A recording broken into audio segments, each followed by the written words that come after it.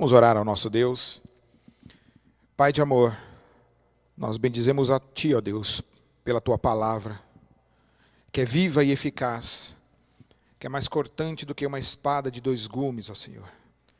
Pedimos para que ela, Senhor, fale conosco, para que ela, Deus, mude a nossa vida, para que sejamos impactados com ela, ó Pai, em nome de Jesus, ó Senhor. E que o resultado seja uma vida santificada e colocada aos Teus pés, ó Deus. Em nome de Cristo Jesus, o Senhor da igreja, o nosso Salvador, é que nós oramos. Amém. Vamos abrir as nossas Bíblias. Em Apocalipse, no capítulo 2, nossa leitura se dará dos versículos de 12 até o 17. Apocalipse, capítulo 2, de 12 a 17. É a carta à igreja de Pérgamo. Sequência do nosso estudo, nós já estudamos a carta à igreja de Éfeso, a igreja de Esmirna e agora será da igreja de Pérgamo. Apocalipse 2, de 12 a 17, assim diz a palavra de Jesus Cristo, o Senhor da igreja. Ao anjo da igreja em Pérgamo escreve: essas coisas diz aquele que tem a espada afiada de dois gumes. Conheço o lugar em que habitas, onde está o trono de Satanás, e que conservas o meu nome e não negaste a minha fé, ainda nos dias de Antipas, minha testemunha, meu fiel, o qual foi morto entre vós, onde Satanás habita. Tenho, todavia, contra ti algumas coisas, pois que tens aí os que sustentam a doutrina de Balaão, o qual ensinava Balaque a armar ciladas diante dos filhos de Israel para comerem coisas sacrificadas aos ídolos e praticarem a prostituição. Outro sim também, tu tens os que, da mesma forma, sustentam a doutrina dos nicolaítas. Portanto, arrepende-te, e se não, venho a ti sem demora. E contra eles pelejarei com a espada da minha boca. Quem tem ouvidos, ouça o que o Espírito diz às igrejas. Ao vencedor, dar-lhe-ei do maná escondido, bem como lhe darei uma pedrinha branca, e sobre essa pedrinha escrito um novo nome, o qual ninguém conhece, exceto aquele que o recebe. Como temos feito nas explicações às cartas às igrejas da Ásia, essas que se encontram aqui em Apocalipse, é necessário sempre uma explicação contextual para que nós possamos nos situar não somente no tempo, mas também sabermos o porquê Jesus Cristo diz essas coisas às igrejas. Qual é o intento do Senhor Jesus Cristo de elogiar, de repreender e de apontar os caminhos necessários para que as igrejas possam cumprir o seu chamado de ser igreja, de se conservarem, se preservarem fiel ao Senhor. Comercialmente, a cidade de Pérgamo, ela não era tão atrativa, não era tão próspera, por assim dizer, não era tão importante como a cidade de Éfeso e de Esmirna. Ela era a capital da província, mas era uma capital da adoração ao imperador, uma capital do culto ao imperador. Lá era o principal local onde César, onde o imperador romano era adorado. E a recusa em adorar a este imperador, como a gente vê nas outras cartas, era um forte indicativo de uma alta traição. Aqueles que se negavam a adorar César eram tidos como traidores. Lá havia templos de todos os tipos de deuses. Templo para os Zeus, templo para Atenas e tantos outros deuses. Lá a efervescência religiosa era muito grande, era uma cidade por demais idólatra.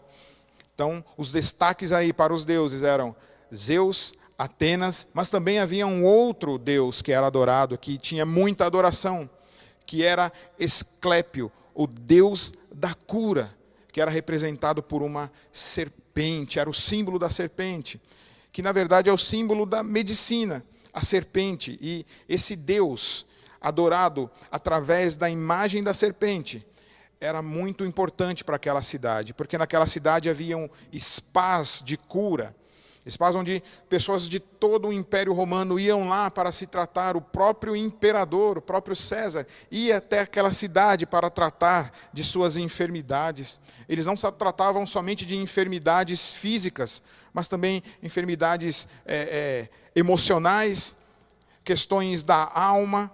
Eles tratavam o ser humano de uma forma holística naquele lugar. É evidente que esse tratamento hoje que eles utilizavam lá se tornou, claro, que obsoleto.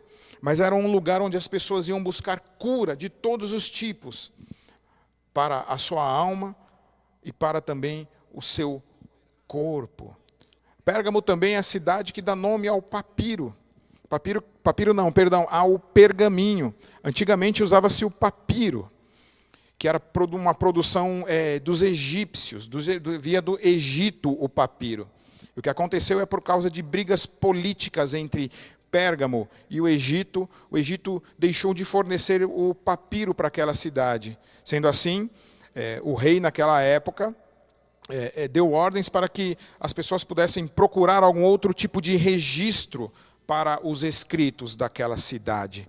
Aquela cidade que tinha uma grande biblioteca e cujos registros e história diz que eles tinham mais de 200 mil livros, mais de 200 mil volumes numa principal biblioteca daquela cidade. Portanto, eles inventam lá, criam o pergaminho, né, que era uma espécie de papel, né, mas feito de couro curtido, e que modernizou a forma de se escrever, a forma de se propagar a escrita. Então, essa é uma rápida, né, e breve contexto e diagnóstico, por assim dizer, daquela cidade para o qual o Senhor escreve aquela igreja. Uma cidade extremamente idólatra, a capital romana na Ásia, da província da Ásia, da idolatria e da adoração ao imperador. Muitos deuses, muita idolatria, muitas divindades sendo adoradas naquele local, tendo como o deus Esclépio, o deus da cura, que era simbolizado por uma serpente. O Senhor Jesus pede para que seja escrita a carta à igreja de Pérgamo. E ele sempre escreve dizendo, se apresentando com alguma característica sua. Na igreja de Éfeso ele diz que aquele que tem na mão direita as 7 estrelas e passeia e anda no meio dos 7 candeeiros de ouro. Na igreja de Esmirna ele diz que ele é o último, o primeiro e o último que esteve morto e voltou a viver. E agora ele diz para aquela igreja que quem está escrevendo é aquele que tem a espada afiada de 2 gumes. O Senhor aqui, ele diz àquela igreja que ele é aquele cuja palavra, ele é aquele que tem a espada afiada, que ele irá julgar aquela igreja. Ele exercerá o seu julgamento. Lembrando que as características de Jesus Cristo, elas são afirmadas no capítulo 1. Ele fala das suas características. João tem a visão do Senhor e o Senhor Jesus Cristo se apresenta com determinadas características para João, sendo essas características repassadas para cada igreja. Ele diz: conheço o lugar onde habitas. O Senhor Jesus Cristo, ele conhece exatamente onde cada igreja, não somente a de Pérgamo, lembrando que essa carta não é somente um registro histórico de uma igreja que recebeu uma carta vinda do Senhor, mas esse registro bíblico, ele serve para todas as igrejas em todas as eras. Portanto, o Senhor Jesus, ele conhece cada igreja que pertence a ele. Ele conheceu não somente Pérgamo, mas todas as igrejas que existem, que existiram ao longo da história.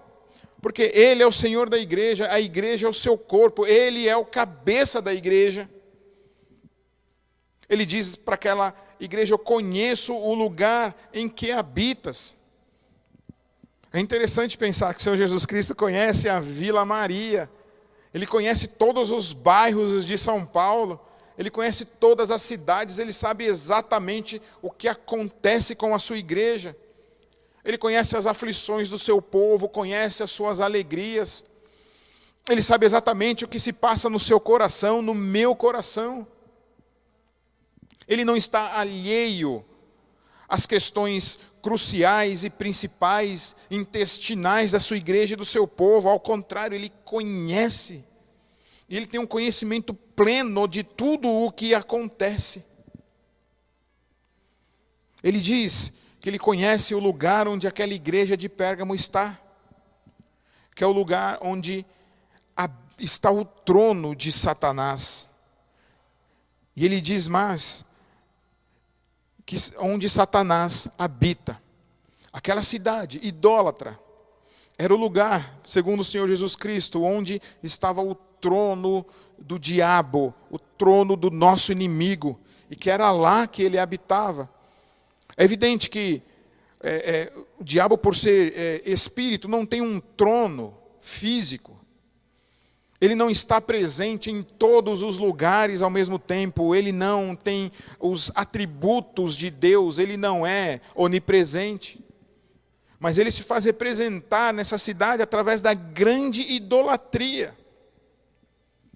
Os deuses que eram adorados, as divindades, as imagens, por trás delas não estavam deuses, mas muito pelo contrário. A própria Bíblia nos fala sobre demônios. E essa adoração a essas divindades era adoração ao próprio Satanás, ao próprio diabo. O Deus serpente ao qual eles adoravam, com certeza, os cristãos, ao olharem para aquela serpente, se lembravam não de outra serpente, mas da serpente do jardim do Éden, que enganou Adão e Eva, trazendo o pecado ao mundo. Serpente, a mais astuta e sagaz de todos os animais criados. Com certeza, ao olhar para aquele símbolo, os próprios cristãos sabiam que Satanás estava por trás daquilo. E Jesus Cristo afirma isso. E ele afirma não sem propósito. Porque não somente simbolizava, mas de fato era. Era uma oração, uma adoração, eram templos erguidos para deuses que na verdade não passam, de demônios que representavam um reino que não era o reino de Deus, que não representava a vontade de Deus.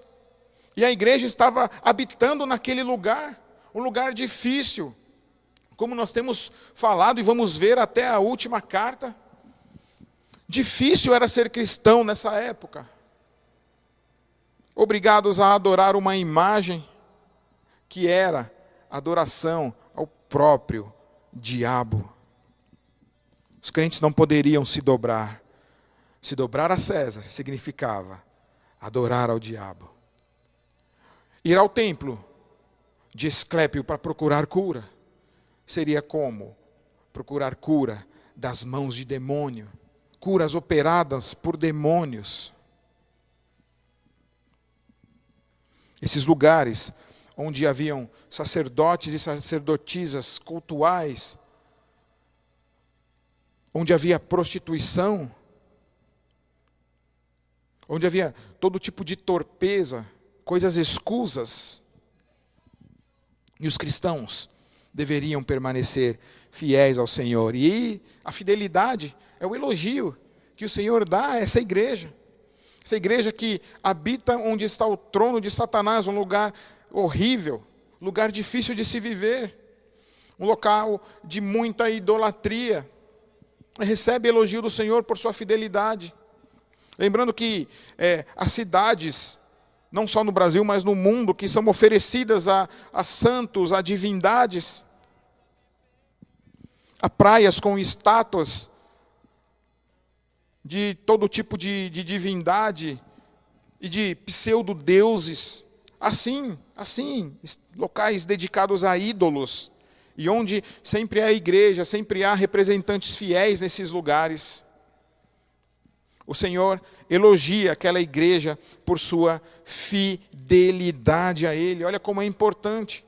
Nós vemos a fidelidade também na igreja de Esmirna. A igreja de Esmirna é uma igreja muito fiel ao Senhor, fiel nas tribulações. A igreja de Pérgamo recebe também esse elogio de fidelidade ao Senhor, fidelidade nas tribulações, fidelidade por não se prostrar e adorar a outros deuses. Ainda que isso pudesse ocasionar desemprego, não acesso a alguns tipos de serviços que a cidade poderia oferecer, de não poder, talvez, comercializar livremente como outros pudessem, como também vimos nas demais igrejas. Era esse o ambiente na qual a igreja do Senhor estava inserida, e que o Senhor olha para aquela igreja de Pérgamo e vê fidelidade. Ela conservou o nome do Senhor Jesus Cristo.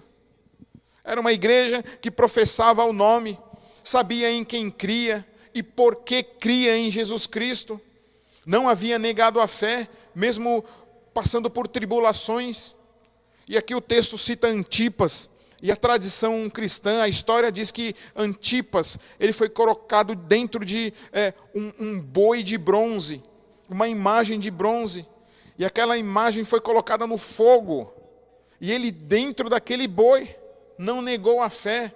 O Senhor Jesus Cristo diz que ele foi testemunha, ou mártir, que quer dizer testemunha, fiel, meu fiel. Que morte terrível! Aquele homem foi cozido, ou cozinhado, dentro de um boi, e não negou a fé. Pode ser que o Antipas, que tenha sido esse primeiro mártir desta igreja, esse homem que era importante, uma testemunha fiel da igreja, e foi morto em Pérgamo, uma cidade onde havia o trono de Satanás e onde Satanás habita.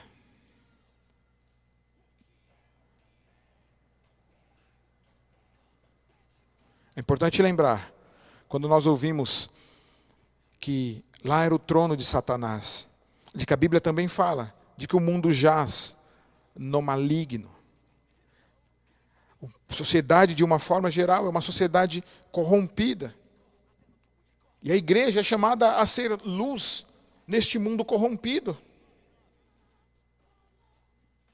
O mundanismo, o pecado, tem um rei. O secularismo, que quer entrar e adentrar dentro da igreja, ele tem um rei, ele tem um autor, tem alguém neste reino, neste trono, que milita contra a igreja de Cristo.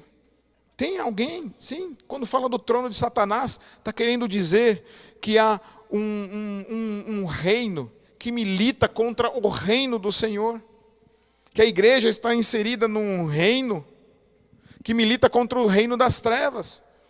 É a grande briga, por assim dizer, do reino de Deus contra o reino das trevas. Há essa luta, há essa batalha. E que diante de todas essas dificuldades e todas essas tensões entre esses dois reinos, a igreja está inserida neste lugar. A igreja que é reinada e governada pelo seu Senhor. Mas essa igreja de crentes fiéis, de crentes que não negam o nome de Cristo, que vivem segundo a palavra dele, não negam a fé, que tem homens que levam a sua fé até a morte, ainda que sejam levados à morte, mas há uma parte desta igreja, da qual é repreendida pelo Senhor, que não é tão fiel assim, que não é tão leal, que não é tão íntegra perante o seu Senhor. No versículo 14 diz assim: todavia tenho contra ti algumas coisas. Havia aqueles que seguiam a doutrina de Balaão e que também sustentavam a doutrina dos nicolaítas. Ao mesmo tempo que essa igreja, e nessa igreja há pessoas que são fiéis a Cristo Jesus, uma parte da igreja que é fiel, que é leal a Cristo, que conserva o nome, conserva a fé, tem uma fé capaz de levá-los à morte, sustentam essa fé. Há uma outra parte da igreja que tem problemas doutrinários profundos e que os levam a pecar, e que os desviam do caminho de Deus. É interessante isso. Uma só igreja, com dois tipos de cristãos, dois tipos de crentes. Na igreja de Éfeso, havia um tipo de crente doutrinariamente correto, ortodoxo, que não eles odiavam a doutrina dos nicolaítas, a qual Jesus Cristo também odiava. Na igreja de Esmirna há crentes fiéis. A repreensão para a igreja de Éfeso foi ter deixado o primeiro amor. Mas os crentes eram homens e mulheres firmes na doutrina. A igreja de Esmirna não tem nenhuma repreensão. Mas a igreja de Pérgamo tem uma repreensão. Há aqueles que estão dentro da igreja, sustentando doutrinas malignas, que querem armar ciladas para o povo de Deus. E o Senhor faz uma dura repreensão contra esta igreja. Ele fala sobre a doutrina de Balaão, o qual ensinava a Balaque a armar ciladas aos filhos de Israel, para que comessem coisas sacrificadas e se prostituíssem, praticassem a prostituição. Balaão é aquele que foi buscado por Balaque, rei de Moabe, para que profetizasse contra Israel. É aquele mesmo da mula, que ele vai para Moabe montado numa mula, e a mula vê o anjo nua na frente dele com uma espada, ele não vê, e a mula fala para ele. É aquele mesmo, essa história que está lá em Números, a partir do capítulo 22, vai até o capítulo de número 25. Sugiro que você leia essa história. Vai contar essa história de Balaque, um profeta corrupto, que se vendeu, que aceitou as honrarias do rei e dos seus príncipes para profetizar contra Israel.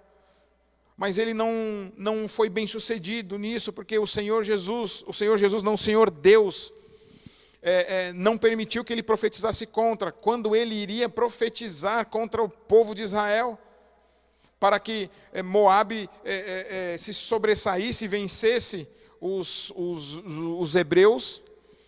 Aquela maldição que ele iria proferir se tornava em bênção.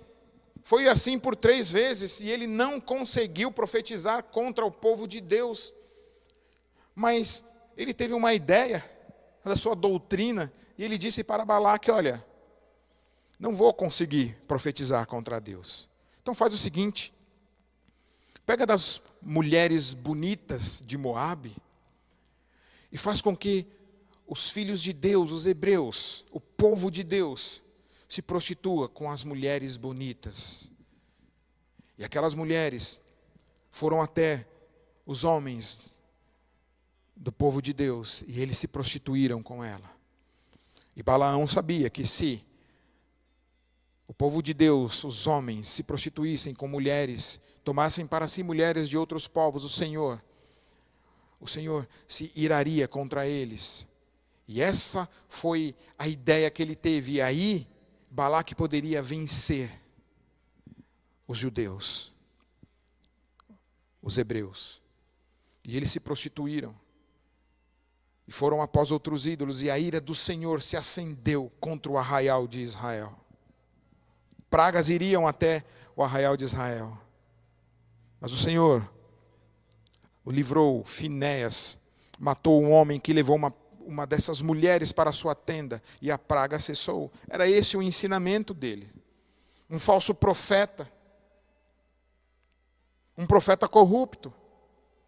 Talvez Balaão fosse alguém dentro da igreja que estava ensinando coisas contra a palavra de Deus, alguém que estivesse armando ciladas contra o povo de Deus, para que essas pessoas não fossem tão fiéis ao Senhor, para que de repente fossem adorar aos outros deuses, às outras divindades, para que fosse se prostituir.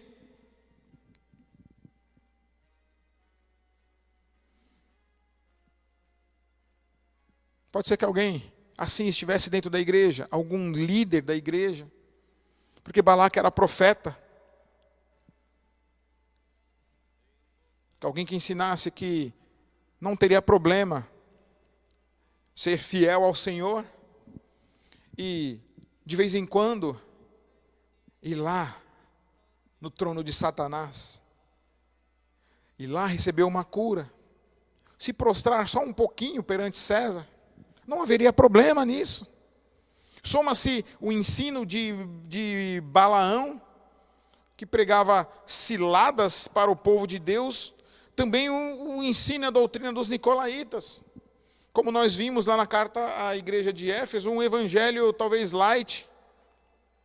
Cristo odiava as obras deles, mas os crentes de Pérgamo não tinham esse ódio assim. Havia uma igreja, haviam crentes nessa igreja, que eram fiéis, e crentes que não eram tão fiéis assim, que eram infiéis a Cristo. Dentro dessa mesma igreja haviam dois tipos de crentes e duas igrejas. Cristo odiava aquelas obras e eles não. Eles toleravam o ensino de Balaão e toleravam os ensinos dos nicolaítas. Um evangelho light, de uma graça barata. E aqui a gente vê a importância dentro da igreja, de nós estarmos atentos a todo tipo de ensino que se vem à igreja. O diabo, Satanás, tentou destruir aquela igreja, lançando perseguição, lançando dificuldades, tribulação, e essa igreja se manteve fiel. Mas é possível que ela tenha agido com relação a eles como uma serpente, com astúcia, não tentando invadir, não jogando bombas em cima da igreja, mas se infiltrando dentro da igreja. Ensinos que foram corrompendo o povo de Deus, foram corrompendo as bases, os ensinos basilares do cristianismo, lançando outro fundamento que não o fundamento de Cristo. E quando a igreja tem outro fundamento que não Cristo, que não os seus ensinamentos, que não os seus mandamentos, ela se corrompe. E o mundanismo, o secularismo entra na igreja. Já não há mais absolutos, porque só a palavra de Deus é absoluta, só Cristo é o Senhor. Começa-se a haver negociação com relação ao pecado, concessões, abre-se concessões para o pecado. O pecado ele entra dentro da igreja. Aquilo que a Bíblia chama de pecado já não pode se considerar pecado, porque afinal de contas, o que tem de mais? Você cometeu um pecadinho aqui, outro pecadinho ali. Você tem uma autorização para negociar, mas olha, foi para o meu bem, foi para o bem da minha família. Eu me prostrei perante o imperador, mas eu já estou arrependido. E você pode pecar, você pode se prostituir, porque afinal de contas o Senhor perdoa. Não é assim que a palavra de Deus diz? O Evangelho Light prega assim, que você pode pecar, porque se você pecar, o Senhor vai te perdoar. Você pode pecar, não tem problema, porque você pede perdão e a igreja também perdoa.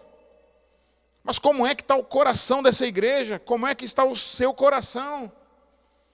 Será que o secularismo, o mundanismo entrou tão profundo na nossa mente que a gente já não consegue mais discernir aquilo que é certo, aquilo que é errado, aquilo que é pecado e aquilo que não é pecado?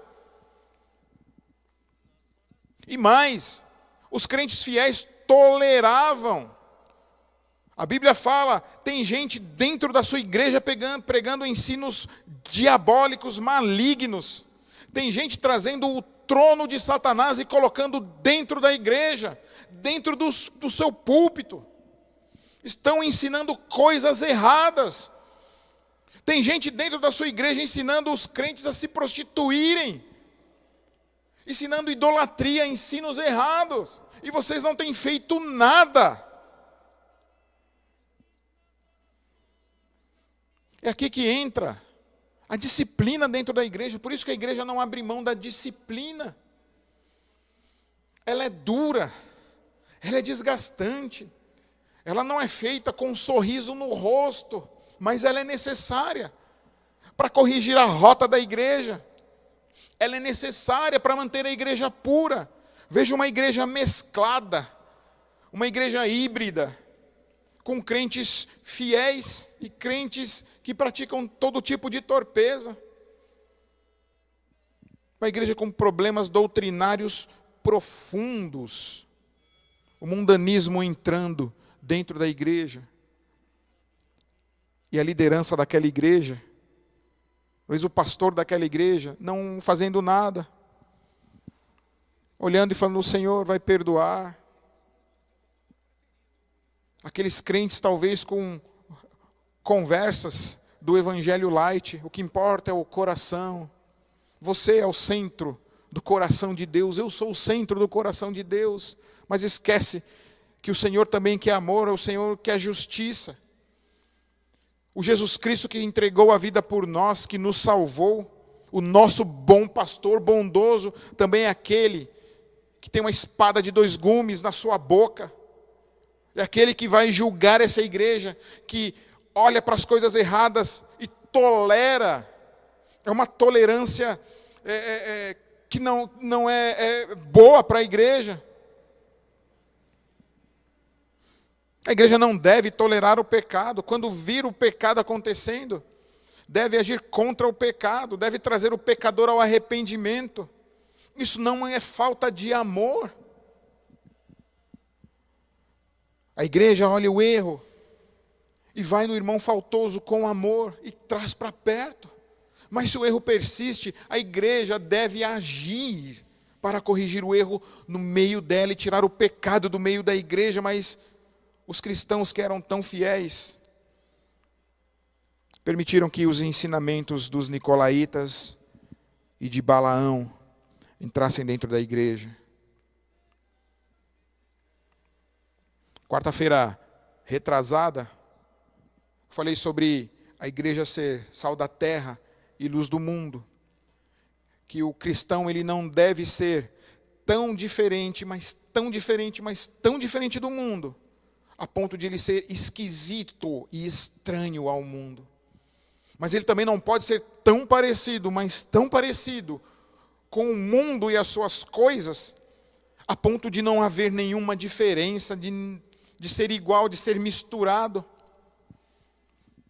O crente, nós que somos crentes e vivemos no mundo, devemos ser cristãos no mundo, mas não cristãos imundos. A imundícia é o que acaba com a igreja. Esses 2 fundamentos sendo lançados no mesmo lugar. Uma igreja fiel e leal a Cristo, mas dentro dela, uma outra igreja, leal aos ensinos de Satanás, leais aos ensinos da serpente. A palavra e a orientação de Senhor Jesus Cristo àquela igreja é: arrependa-se.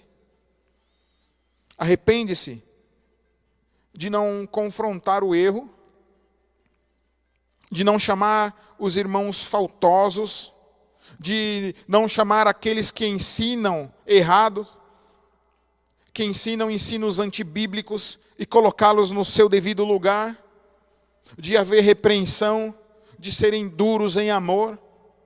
Mas é o que o Senhor Jesus Cristo está fazendo aqui, está dizendo para aquela igreja, e também se arrepender dos seus próprios pecados, da sua própria conduta, de ter permitido que este pensamento mundano se instalasse na sua mente, que relativiza pecado, que relativiza ações. Eu me lembro da época de seminário, e a gente sempre conversa muitas coisas com pessoas de todos os lugares do Brasil, e até de fora do Brasil, que vêm estudar aqui em São Paulo. E quantas histórias, meus irmãos. Pode parecer que é longe demais, mas de presbíteros que levavam jovens da igreja para bordéis. Adolescentes que se encontravam na igreja marcavam programações para se beijarem, para ficar um com o outro dentro da igreja. Jovens dentro da igreja que tinham vidas como se fossem casados, mas não eram. Troca de casais, de pares. Achavam que podiam fazer o que queriam dentro da igreja. Casais casados, que trocavam também de pares, de casal, achavam que talvez o casamento não estivesse tão bom e precisariam de algo mais apimentado. A gente acha que isso está tão longe assim, mas não está. Se nós permitirmos, esses ensinamentos de Balaão acontecem dentro da nossa igreja. É por isso que o Senhor está dizendo, arrependa-se. Arrependa-se de ver o irmão caindo, de ver o ensino errado e não falar nada. Arrependa-se do seu pecado. Arrependa-se de ter se permitido viver assim. Arrependa-se de um dia ouvir algo lá fora e não rebater logo de cara. Porque esses ensinos errados, veja só, ensinos do próprio diabo, do próprio Satanás. A igreja deveria ser essa fortaleza para não permitir que esses ensinos entrassem, mas ela de algum modo permitiu. Arrependa-se, a palavra do Senhor Jesus Cristo para nós. Há arrependimento, há sempre uma volta, há sempre uma segunda chance no Senhor. O Senhor Jesus Cristo está dizendo para nós essa noite, não está dizendo só para a igreja de Pérgamo, ou para a igreja X, Y, não, está dizendo para a igreja do centenário. Abandone o pecado, abandone a concessão ao pecado, abandone o pecadinho tão inocente, mas que pode criar raízes dentro do nosso coração e torná-lo petrificado, pequenas rachaduras. Penso que o diabo não entrou naquela igreja jogando uma bomba. Ele entrou pelas pequenas ranhuras. Foi criando raízes, foi crescendo, a ponto de enganar parte daquela igreja. E a igreja achar os ensinos normais. A palavra de Jesus é arrependa-se. Ele trará julgamento. Trará o seu julgamento. A espada que ele fala é de julgamento. Mas também a espada de dois gumes é a palavra de Deus. Precisamos voltar à palavra de Deus. Precisamos deixar os ensinamentos, as fábulas, os contos de lado e voltar para a genuína palavra de Deus, para o seu ensinamento, para a Bíblia. Arrependa-se.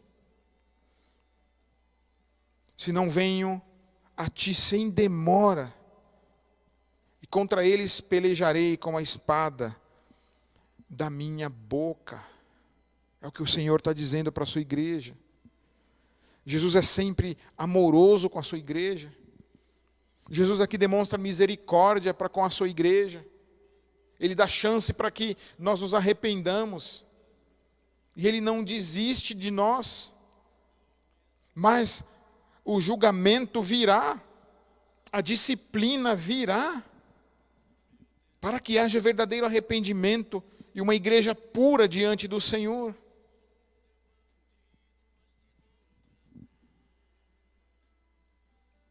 São ensinos para a igreja do centenário, para a igreja presbiteriana do Brasil, para a igreja de Cristo, que são pesados de fato, confrontam o nosso coração, confrontam as nossas intenções, porque é fácil esses ensinos entrarem no nosso coração. Nós levarmos os nossos negócios como as pessoas do mundo, afinal de contas todo mundo faz. Levar o nosso namoro como o namoro das pessoas do mundo, porque afinal todo mundo faz. Estudarmos como as pessoas do mundo fazem, porque afinal todo mundo faz. olhar para o casamento das pessoas do mundo que praticam todo tipo de torpeza, de traição e falar, mas todo mundo faz. Achar que prostituição não é prostituição, que idolatria não é idolatria, que adultério não é adultério, que roubo não é roubo.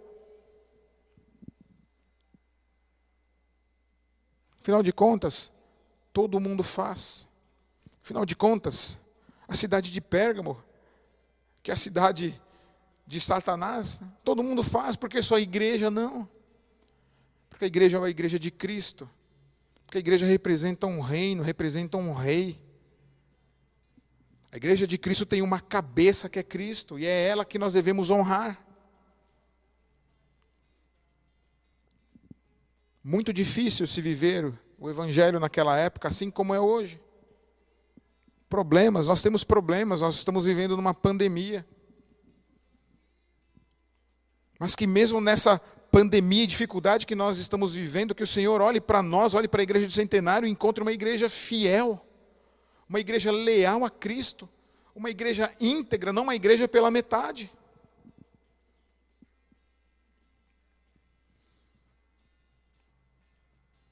Quem tem ouvidos, ouça o que o Espírito diz às igrejas. Quem tem ouvidos, atente para o que Cristo diz.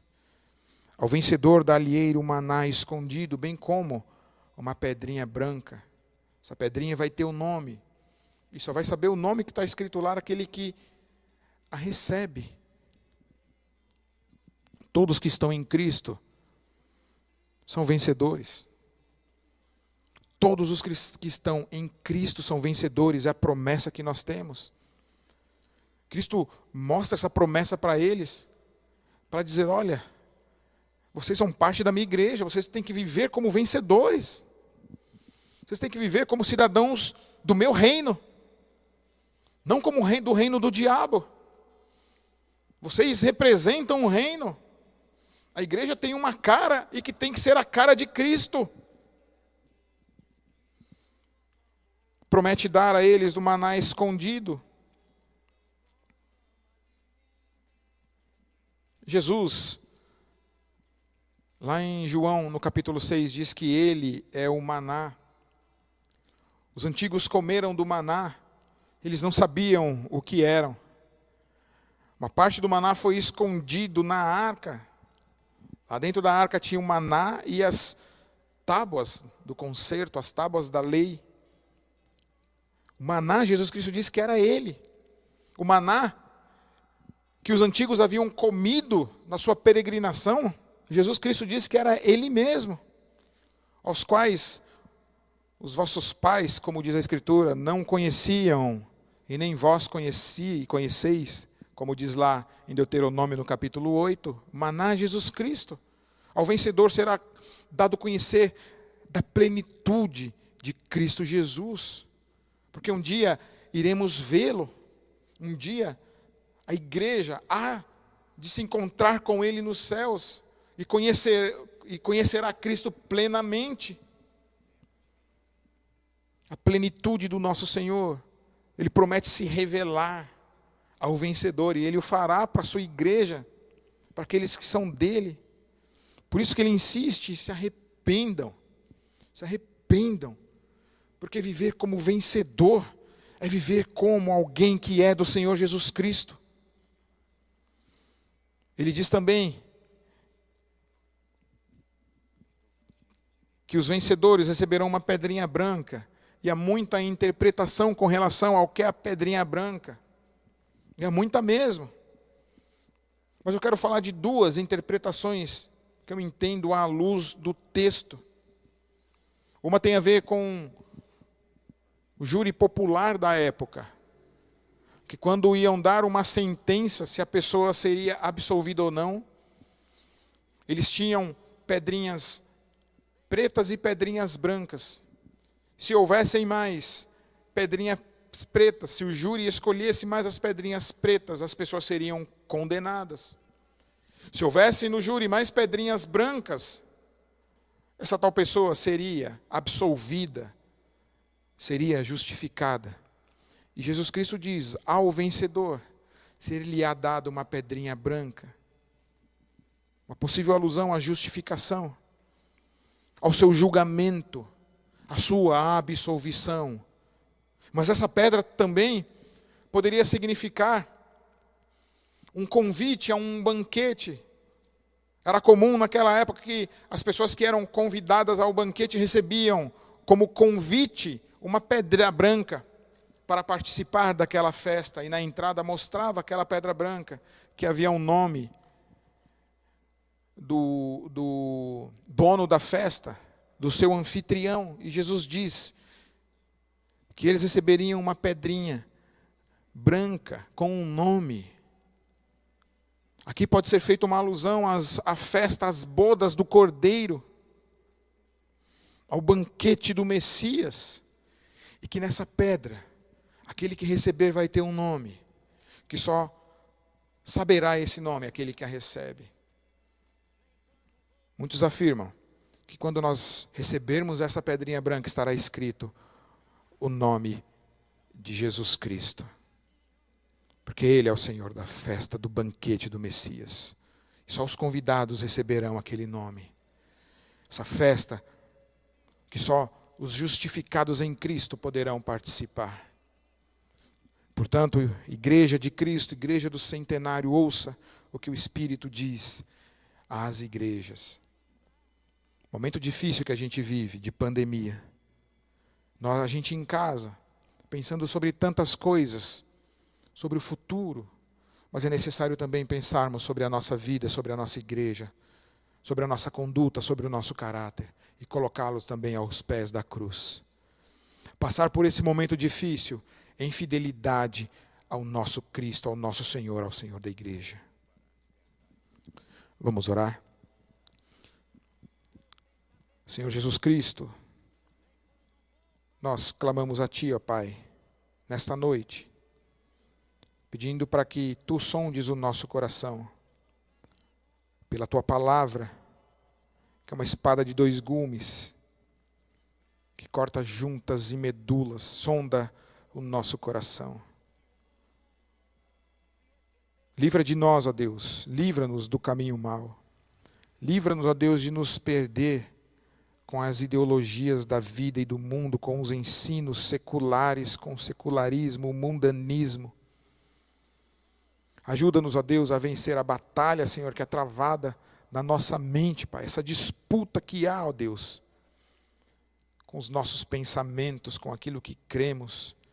Ajuda-nos, ó Deus, a viver segundo a Tua palavra, palavra de Jesus Cristo. Ajuda-nos, ó Deus, a voltar nela, nos afadigarmos nela, a buscar, ó Deus, entendimento que só ela pode nos dar, a maturidade, a santificação que encontramos, ó Deus, nela. Só ela que pode nos ajudar a isso. E Tu nos conclamas a voltarmos a ela, a deixarmos ensinamentos errôneos de lado. Em nome de Jesus, ser propício a nós, pecadores. Senhor Jesus Cristo, ser propício a nós, a ser propício à Tua igreja. Promove em nós o arrependimento, só nós, só Tu é que podes promover em nós o arrependimento, o verdadeiro arrependimento. Ajuda-nos, ó Senhor, segundo a Tua misericórdia. É que nós oramos. Amém.